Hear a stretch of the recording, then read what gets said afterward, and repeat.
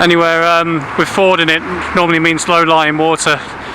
Obviously Romford, so this is the River Rom. This is a ford, and there you go.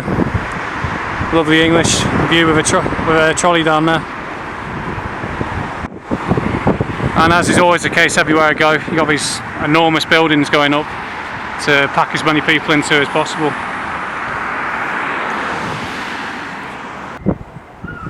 What a grim landscape like. All them chemtrails and all.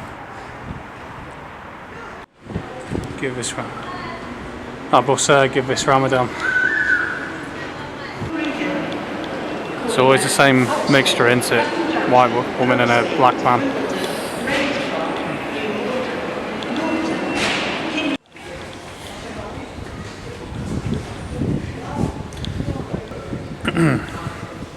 Of course.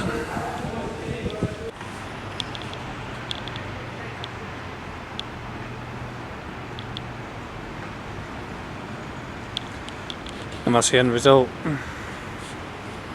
Heart problems. Just on cue, there's an ambulance.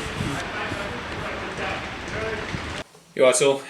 So, them videos are probably from about a week or two ago now. I was heading down to London and I forgot to make a video about the absolute state of both the A12 and Essex roads generally, combined with Greater Anglia rail service down to London.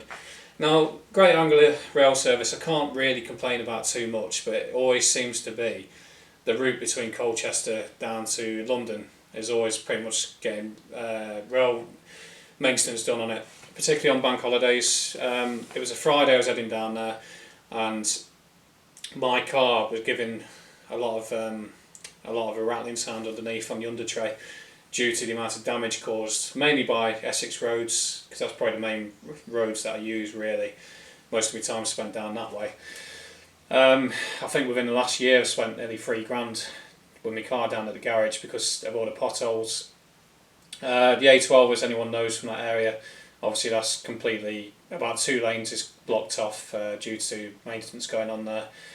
Fair enough, it's getting maintained at last, but what a mess all the roads are in. There's a roundabout outside the police station in Colchester, and them police officers, if they ever come out on blues and twos, must nearly get thrown out of the vehicle because how many potholes around there. It's like the council, because Colchester's a small town, well it's a city now, but Colchester's a small area, so the councillors must see this on the way into work. There's potholes that are just round the corner from the town hall, but they just don't seem to give a shite. But anyway, to sum up just how much of a state the roads are in, and the network in general, I know these are all very much first world problems, but it shows we're slowly declining into a second world, maybe even a third world. Now, I was so I had to leave my car behind because I wouldn't take it down to London, mainly because of all the state of the roads, and plus it was due to go into the garage because of all the rattling. And I got to a train station, turned out there was maintenance on, so I had to get the train to Whittam. I had to get off at Whittam, get a coach to Billericay, and then get back on the DLR line, I think it's from Billericay into London, passing through Romford. You know, and then coming back on the Monday, it's the same sketch. Get on the train heading for Southend, get off at Billericay, get the coach to coach to Whittam, and then get the train from Whittam to Colchester. Ridiculous. And to be fair to them, it wasn't that much of a hindrance. It was an extra half an hour perhaps. It's quite well organised.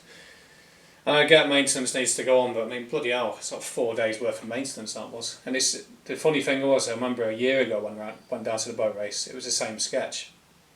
So that's that. That's the journey to and from London. Not good. In Romford, it's quite interesting. I have to give Romford its credit. The market was fantastic.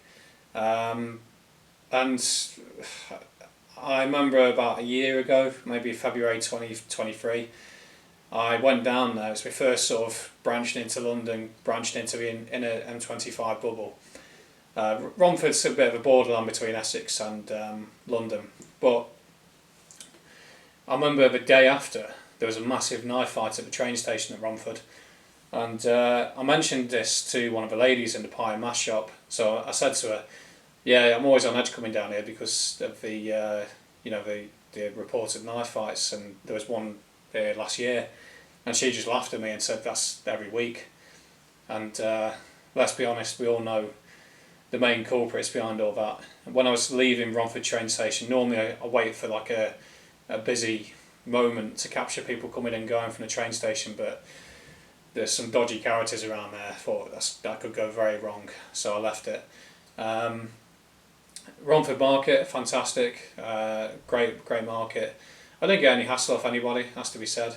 The only hassle I got off was off some Karen in the church who was telling me not to take photos, because when I went into the church, because it was Good Friday, you had a very dwindling number of people sat in the church, and you could see they're all elderly.